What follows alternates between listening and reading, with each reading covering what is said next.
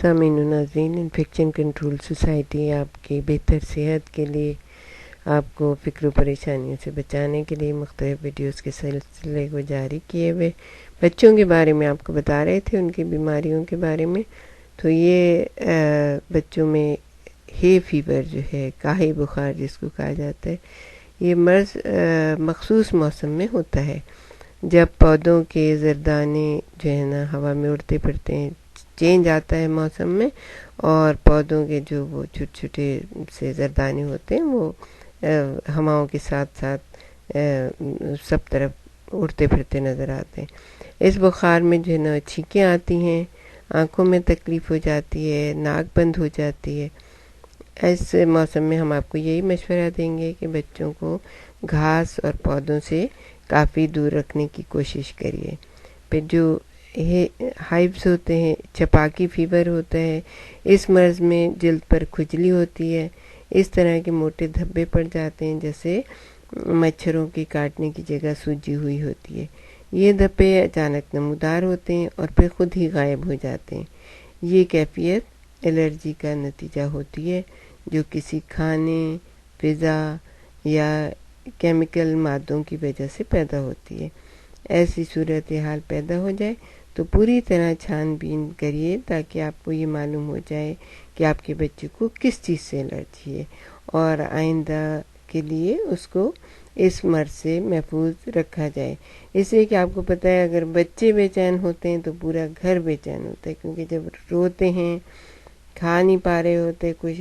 Feed نہیں لے رہے ہوتے تو ماں بھی پریشان ہوتی ہے، اور ان کے رونے سے سارا گھر پریشان ہو جاتا ہے. تو آپ بچے کے اوپر بہت ہی کڑی نظر رکھیے کہ آپ کا بچہ کس چیز سے بے چین ہوتا ہے، کس چیز سے زیادہ اس کو سکون ملتا ہے. ہم ڈاکٹر صاحب سے پوچھیں گے کہ وہ اس کے بارے میں بھی تھوڑا سا ہمیں بتائیں کہ یہ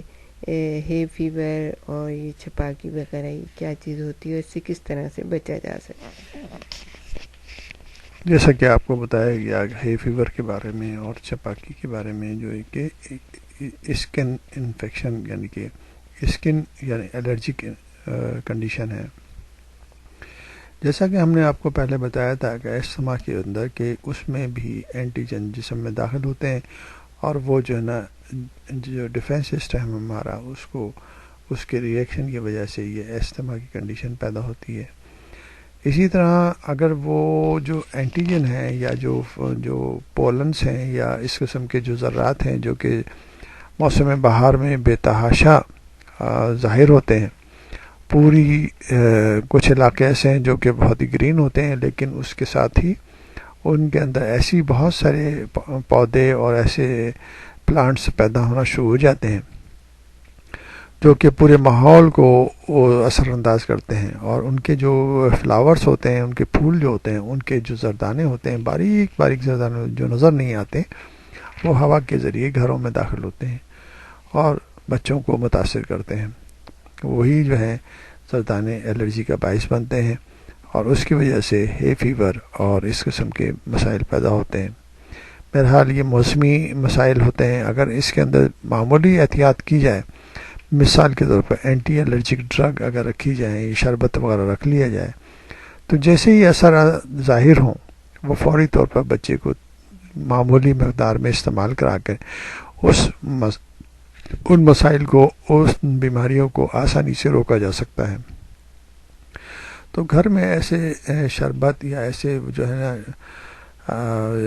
اشیاء رکھی جائیں جو کہ اینٹی الرجک ہوں، اور بچوں کو دے کے آپ ان کو کنٹرول کر سکتے ہیں. اگر مرض بڑھ جائے تو بہرحال آپ کو اپنے فیملی فزیشین یا ڈاکٹر کے پاس جا کر علاج کرانا پڑے گا.